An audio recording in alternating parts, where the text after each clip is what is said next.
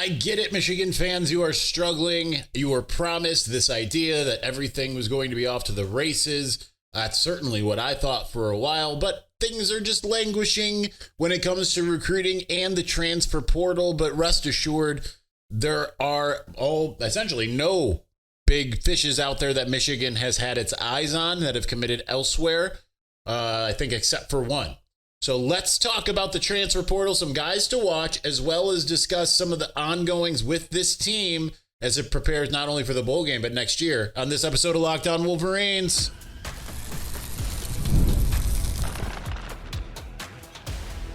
You are Locked On Wolverines, your daily podcast on the Michigan Wolverines, part of the Locked On Podcast Network, your team every day. Happy Monday. We are back and doing it. Locked On Wolverines podcast, part of the Locked On Podcast Network, where it's your team every day. I'm your man on the ground, Isaiah Hole, publisher of Wolverines Wire through USA Today Sports Media Group.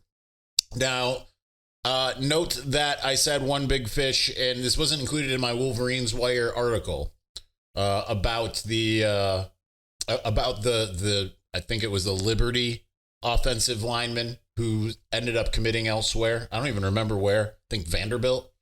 Otherwise, obviously everyone's kind of a buzz in a bad sort of way because Billy Edwards, who we talked about on the show last week, the quarterback from Maryland, seemed like he was a decent stopgap, seemed like he was coming to Michigan, felt like that. All signs pointed to that. He goes and visits Wisconsin, seemed like a formality. Wisconsin now looks like it's going to get him. He's not visiting Michigan any longer. He is, however, at Virginia, but the crystal balls have been flipped from Michigan to Wisconsin regardless. Now, how are we supposed to read this? It's kind of difficult. I can't tell you with any certainty because none of my sources that I talk to have been talking at all when it comes to the transfer portal. So I don't know if this was Michigan decided to go a different direction or Billy Edwards decided to go a different direction. Honestly, there's no way for you to know until and maybe not ever unless Billy Edwards comes out and says after he commits wherever he commits and says, I decided not to go to Michigan because of X. So there's that. So it is disappointing because he did seem like, okay, he's not necessarily an NFL guy, but he's a guy who can sling it. Doesn't feel like someone who's going to be putting all of his eggs in the basket of, I need this year. Absolutely. But maybe that's the decision he's made too, right? Like you're going to be looking over your shoulder when it comes to Bryce Underwood. So no matter who you are at quarterback. So it's kind of one of those things that, yeah, maybe he feels like it's just a more secure situation. We'll see what names pop up. Daquan Finn, formerly of Toledo and Baylor, a Detroit King quarterback. Who was coached by Devin Gardner or someone. Don't expect John Mateer to end up here. I know there's people that want that. There's still plenty of great options on the board. I'd look at the Mendoza kid from Cal. I think that would be one that I would absolutely, I would be ecstatic about. But rest assured, Michigan's going to get people, okay? Just because it hasn't happened yet doesn't mean it won't happen. It's the same thing that I have to try to remind people that in April, May, early June, when people are like, how do we not have all these commits? And you look around, other teams are getting commits. Okay, but how many of those people that Michigan wanted were still on the board? All of them. It's kind of the case here today, right now.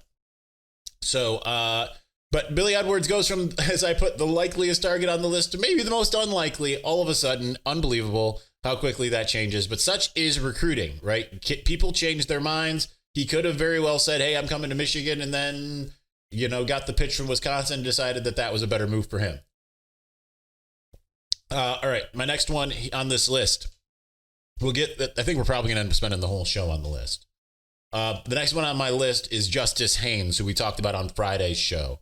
Like I said, I don't even know what episode, I need to start writing down when I say certain things or clipping those things that I say so that I can put them later in the show. But I had alluded about a month ago at this time that Haynes potentially could end up wearing maize and blue. He was the exact person that I was speaking of when I referenced someone at a bigger school down south or whatever I said. I don't even remember what I said, as I tried to cloak what I said because, obviously don't want to be in the middle of the season and be like, hey, I think Justice Haynes from Alabama, their current running back, is going to end up entering the transfer portal and committing to Michigan. You know, like, I don't know exactly the back channels that were worked there. I just know that there were back channels, and it seems like it is a strong possibility. Now, again, same thing with Billy Edwards. This goes for everybody, right? You got to understand, until it's a done deal, you don't know if it's a done deal or not. I do know Michigan covets Haynes, and it very much wants to bring him into the fold. I think that'd be an excellent move. There's conflicting reports about his interest in Ohio State, both weirdly from On3. Steve Wiltfong says that he is interested and looks to set up a meeting, and that might be newer intel than Pete Nakos, who says he is not seemingly that interested, or it's unclear how interested he is. He is going to be visiting Florida and another SEC school, South Carolina as well. So you want to try to get something scheduled as fast as you possibly can if you're going to end up making that work, okay? So kind of a middling year in terms of like the actual stats, 79 carries, 448 yards, 7 touchdowns. That's because they relied on other running backs and Jalen Milroe.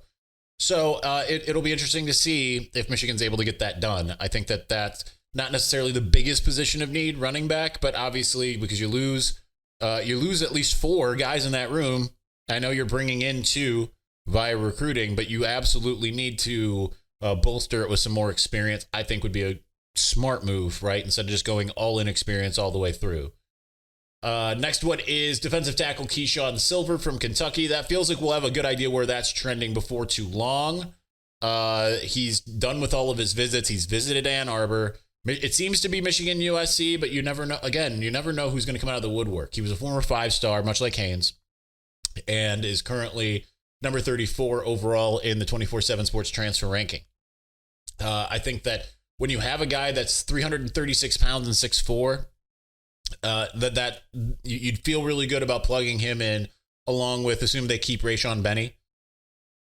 You want to be able to have that type of guy in the rotation. Rayshon Benny, Trey Pierce, Eno Etta, maybe Ike Iwunnah, and Keyshawn Silver. That would feel pretty good. Like they're going to need, because they just haven't really impressed as far as their ability to get defensive tackles in the via recruiting in the last few years.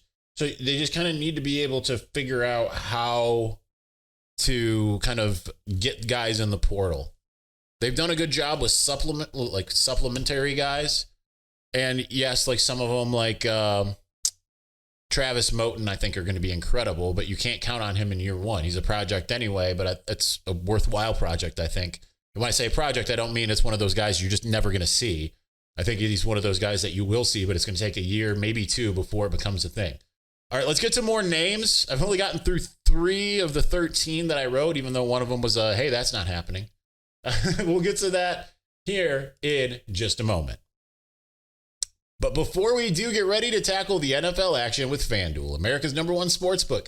Because right now, new customers can bet $5 and get $150 in bonus bets if you win. The FanDuel Sportsbook app gives you everything you need to place live bets on the NFL all in one place. So when you get a hunch in the middle of a game, you can check out the latest stats, view live play-by-play, and so much more on the same page where you place your bets. Just visit FanDuel.com to join today. You'll get started with $150 in bonus bets if you win your first $5 bet. That's FanDuel.com. Never waste a hunch and make every moment more with FanDuel, an official sportsbook partner of the NFL.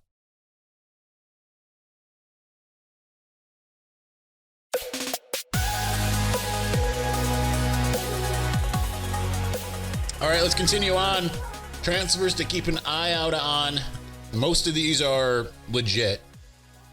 A couple of them are like, hey, Michigan, you should go after this guy type of thing. One of them that is legit is Max Clare, the tight end from Purdue. He had a stat line of 51 receptions, 685 yards, 4 touchdowns. Pretty good stat line. Here's the problem. I want to audible, as I usually do. I want to audible to the 2024 team. Compare that to Colston Loveland, who had 56 catches, 582, 5 touchdowns.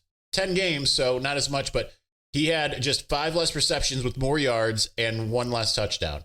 Michigan absolutely needs to get this guy. There is mutual interest, according to Josh Henschke. I've seen other reports out there also indicating like, yeah, he's going to visit, or at least that's the intention at this point. You got to get this guy. He is perfect for what Michigan wants to do. I think that he is 100% the type of guy that you need, because that way you can continue to bring Hogan Hansen along. You've got Marlon Klein already available as more of the blocky tight end. And I just think that that's the smart way to go. All right, this next one is going to be someone that Sam Webb mentioned on his podcast. I had their podcast up.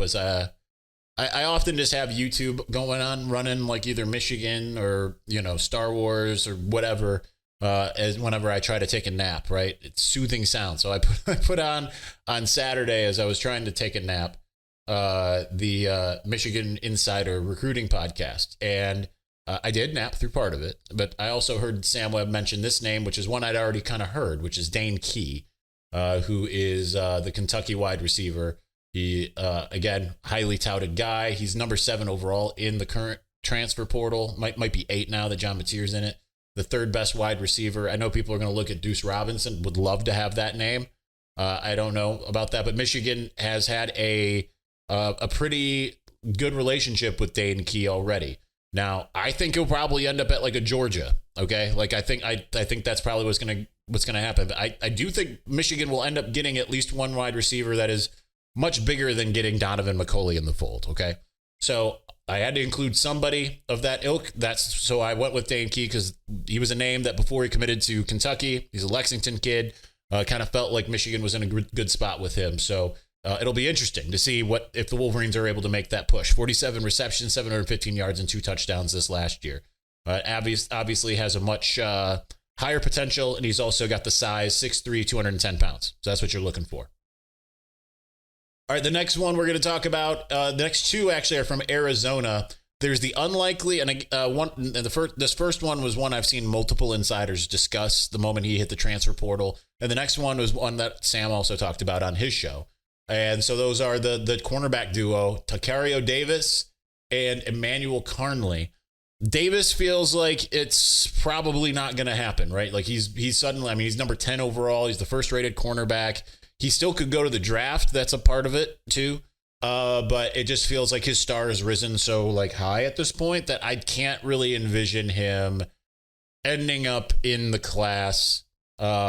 But I do think that there might be some interest in the Michigan side. We'll just see. I just don't foresee it.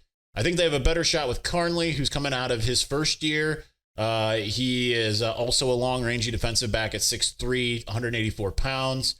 It might not yield the same type of excitement, but he's no slouch in the transfer portal. He had 16 tackles this last year. He is a 4-star in the transfer portal, number 53 overall, and the 6th cornerback. I think that's a safe move, right? After they missed out on the Mississippi State cornerback that they had wanted.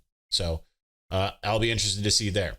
The next one that we're going to get to is Josh Thompson, who we've talked a lot about on this show. He's from Fenton, went to Northwestern, and he is a 4-star in the transfer portal, number 50 overall, the 5th interior offensive lineman.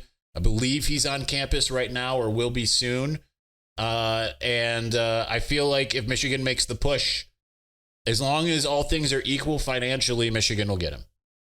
Hometown school, ability for, easy travel. You have to imagine there's I've heard that there's family or Michigan fans. There's a little bit of emotional attachment, right? Like I said, the hometown thing I think is always huge. And you have to imagine he's going to look at this and be like, this is, I'm a high education guy.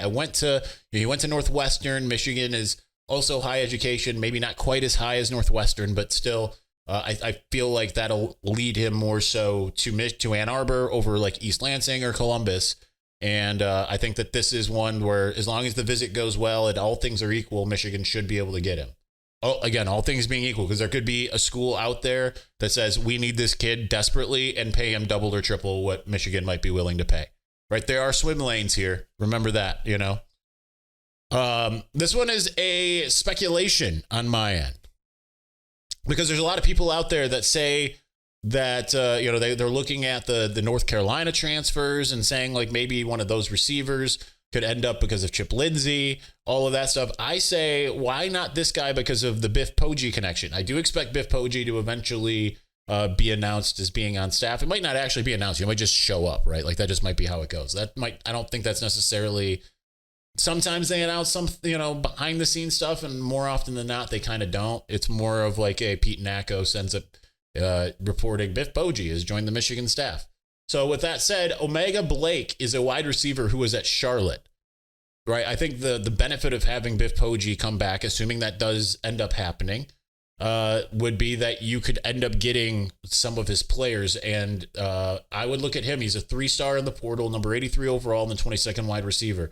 Don't let that fool you. He's a big body guy. He's a 6'2", 180-pound receiver, 32 pass receptions, almost 800 yards, just 5 yards shy of that, and 9 touchdowns.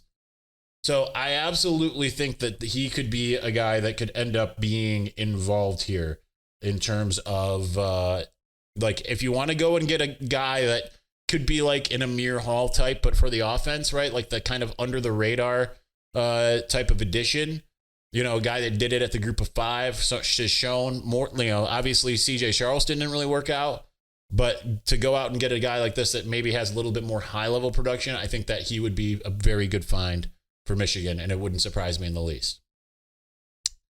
I'm not going to really talk about this one. I put Tony Grimes on the list because Michigan was heavily courting him coming out of North Carolina. Now he's coming out of UNLV. I don't think he had the greatest season, to be honest. I don't know how much they coveted him as much as they did. The next two, I'm only going to really talk about one, is someone who was just on campus over the weekend, and that's the safety brothers from Arkansas, TJ Metcalf and Tevis Metcalf.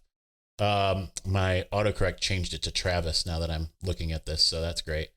But they were just at Ann Arbor. TJ Metcalf this last year had 56 tackles, 29 of which were solo tackles, a forced fumble, and 3 interceptions. He's weirdly the 11th ranked safety. Like those numbers should not be 11th ranked in terms of just pure stats, but I think I would really like that, right? I feel like you need to continue to bolster that room, especially because that was my number 1 position group in the preseason. And by the time that we got to the end of the season, it was kind of middling. You lose Makari Page and Quentin Johnson, Wesley Walker. So you do have some filling in to do there. You hope that you get Rod Moore back. Obviously, Brandon Hillman and Mason Curtis feel really good, but continue to add experience and have those rotations. That's what Michigan needs to do, is just continue to be able to add experience and have those rotations. So I'd be curious to see if they're able to get him. I don't know as much about his brother. His brother wasn't listed on the transfer portal thing. I just kind of ignored it. But imagine you get one, you get both. This one is next one is another one that Josh Henschke mentioned, and it is Georgia linebacker transfer Troy Bowles. He is the son of Todd Bowles, the Tampa Bay head coach. Michigan, I remember, was involved in trying to get him initially as a recruit. At the time that I wrote this yesterday, he wasn't even in the 24/7 Sports transfer ranking, and he didn't have any stats last year. So, but it sounds like there's some mutual interest. I'll credit Josh Henschke, Basic Blue Review, for that. Last name, I didn't think we were going to get through all of it. I thought I was going to take up the whole show. Is Brady Norton from Cal Poly, an offensive tackle, top pass rusher in the FCS, according to PFF. He is currently on campus.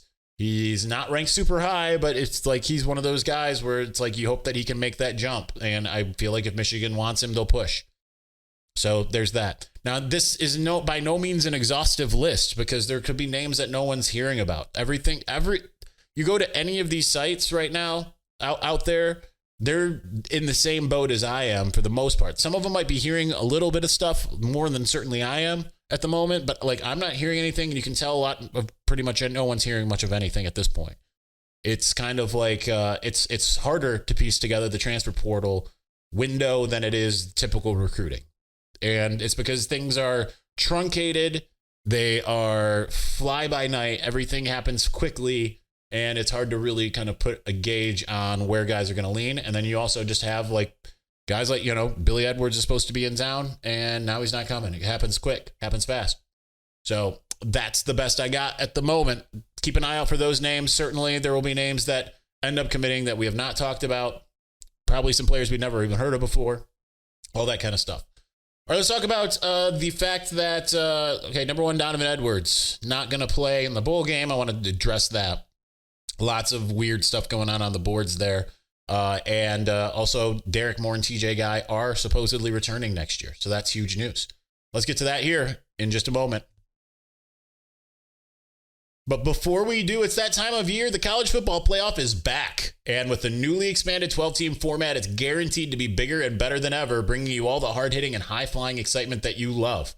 TNT Sports coverage of the college football playoff begins December 21st, starting with the college football playoff kickoff show presented by AT&T at 11 a.m. Eastern, leading into our first matchup, the Southern Methodist University Mustangs battling the Penn State Nittany Lions at noon. Then the Clemson Tigers look to upset the Texas Longhorns in a showdown at 4 p.m. Eastern. Don't miss a moment of the action. Watch the college football playoff presented by Allstate live on TNT, True TV, TBS, and Max.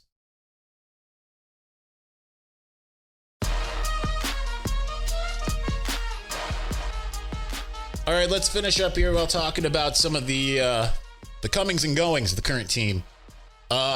First, let's talk about Donovan Edwards because, I mean, if you were a watcher or listener to this show, you've known since the Ohio State game. I didn't expect him to play in the playoff, not because I thought that he was going to be sitting out or doing, tending to his own. He was injured pretty badly in the Ohio State game. He told me, I remember pieces of what he told me. I was kind of more centered on everything that was happening on the field around me because it was in the post game. But when he told me what he was injured with, I was like, well, that ends his Michigan career. He's not playing. And yet I see people being very undued, being like, he owes it to Michigan to go out there and play. Like, listen, they don't owe anything. Like, this is I'm not going to necessarily say it's a meaningless game, but it is kind of a meaningless game, right? Like, this isn't the playoff. This isn't like it's a high profile matchup. It's not a huge game, right? It's only big in name only.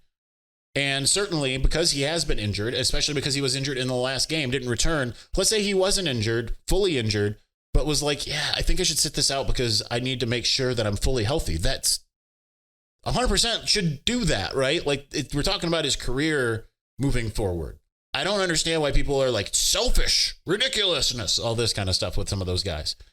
Now, if some of them are healthy scratches, that's up to them, right? Like, if I am Sharon Moore, I want to play as many young players as I can in this game, more than anything.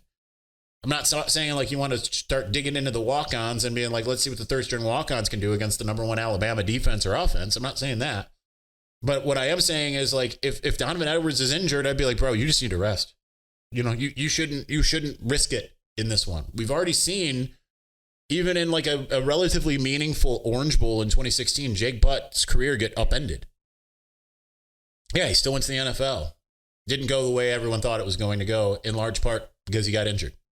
Had to sit out a year, comes back, tears another ACL, all that stuff. So for the people who are saying it's selfish of Donovan to not be in this, it is not him who is selfish. It is you.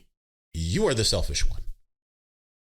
Because he should heal, and he should put the team first by allowing those younger players to play. And he's doing that. Again, his injury, as far as I'm aware, is bad enough where I don't think he would be playing in this game anyway. It is ridiculous that there are people on multiple boards crying about this and Xing on whatever. Just get over it. But Michigan did get the good news it's reported by Aaron McMahon when he went to Somerset Collection for the toy drive. He talked to TJ Guy and Derrick Moore, who both said that they intend to return next year. That's very exciting news. Michigan then therefore has its starting edge rushing duo. And then you'll still have Cameron Brandt and see if they go and get someone in the portal or maybe a second year guy like Lugarda Napai or Dom Nichols or Devin Baxter if one of those guys comes up, or just, Keyshawn Bennett, where are you, man? Some of those guys, if they can rise up or whatever. But that is huge to get some foundational guys back. And that's the first we've heard of guys saying they're coming back, or at least that's their intention. There's still plenty, others. I would expect to see some more say, hey, we're coming back for another year. But Derrick Moore in particular, that is huge. I mean, TJ Guy too. I mean, he had 5.5 sacks. He had the second most sacks on the team. So it makes it kind of funny seeing the Ohio State people try to like, that guy doesn't even play. It's like, all right. Way to show how much of a casual you are, at least when it comes to Michigan, which you expect. But like, don't say a guy didn't play. He played in every game. He was pivotal for this team, and he came on strong as it went on. Even against Ohio State, he made some plays that maybe he wasn't getting the sacks and whatever. Right? They didn't have any sacks in the game, but he had some really big key plays in the game, so that's huge. So huge for the Wolverines to get a couple guys back, and it'll be interesting to see who else stays. Listen, the whole point of this whole show essentially is to inform you of who you should be looking out for on one end, and basically telling you when it comes to guys returning, what you're going to see in the bowl game, and the transfer portal itself, just to be patient. I know you clamor, you want the news, you want it all right now, right? And I see people on the board saying, this guy's not coming, this guy's never coming, blah, blah, blah. It's like you're the same people who said this about Bryce Underwood. You also have the people who are out there being like, upset about Billy Edwards seemingly changing his mind and going to Wisconsin. They're probably the same people that were like, only want Tom Brady to come back with another year of eligibility. Like, listen, it's all going to work out. I see people be like, well, it's Bryce now. Like, oh, they're going to get a quarterback. You just got to be patient. You just got to wait. They're going to do it. Okay? Like, there is no world in which Michigan comes out of the transfer portal where they don't come out with a quarterback. Okay? Like, they said, we are going to get a veteran quarterback. They've said it outright to the media, to the public, to you. They're going to do it. And they're going to follow the plan. They're going to get the script. They're not just going to get passed over by everyone. Like most of the players that they have been targeting and that they have wanted have not committed elsewhere outside of it looks like that one, the Liberty guy is committing to Vanderbilt, and Bryce Pollock, the Mississippi State cornerback, ended up going somewhere else. I don't even remember where. Okay, fine. Like move on to the next one. There's plenty of players available in the portal that are good. Okay. So just relax, settle down. They're going to figure it out. Be patient. There's no reason for you to be freaking out about things 1 week into the portal being open just because Minnesota has 28 guys in the portal already. Like 3 running backs, which is just bizarre, including Cole Cabana. But Michigan's going to pick and choose who it wants. And you hope that by doing so, it gets the right people, right? It's got to be about fit as well. That's a big part of it. All right, that's going to do it for us today. Thank you so much for watching. Thank you for listening. We will talk to you again on Tuesday. Peace.